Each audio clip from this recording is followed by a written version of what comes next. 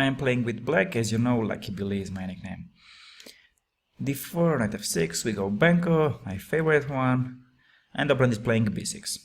d6, we postpone it, knight c3, g6, this is all we saw in the theory part, knight bd7, castle, rook b8, bishop g5, knight b6. As you remember, there I recommend here h3 move, not letting somewhere black to play bishop g4 move. White play queen d2 in this game. Knight a8, my favorite plan. Knight is going from c7 to b5.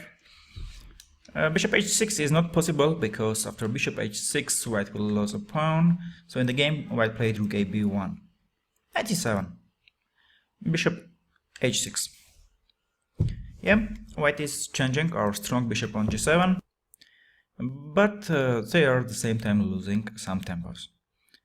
Now if we go knight b5, where is the next move of this knight? It's not easy to say, so strong move bishop g4. What we are doing? We are changing our bishop to this knight, after which knight goes from b5 to d4. The game was bishop g7, king g7. Now if h3, bishop f3, knight b5, and knight goes through b5 to d4, where he placed very strong, and black will have better position. So my opponent of course understands it and don't let me to take bishop f3. He played knight e1, bishop e2, queen e2, knight anyway go to b5. Now I think that black is a little bit better because there is one half open line which controls our rook on b8. So knight b5, my knight go to d4. In the game my opponent played knight d3. Now knight d4 is possible, but the move I played is queen a5. I'm putting pressure on c3 knight with my queen and knight, and later if I need my knight anyway I will go to d4. My opponent played rook bc1, protecting the c3 knight. Now knight d4 is possible, but what I did, I played c4 move. There is no good place for knight on d3. If I go e1, it's very passive for him, so I played knight f4. This is very good for us, because after rook fc8, my knight ready to go from d7 to e5, and his knight on f4 is not doing anything there. My opponent played e5. I took on f5, queen e5, queen c7, changing the rooks, after which my rook will be ready to go to b2. As you will see in the game, rook f e1 is putting pressure on e7 pawn. Here, so knight c3.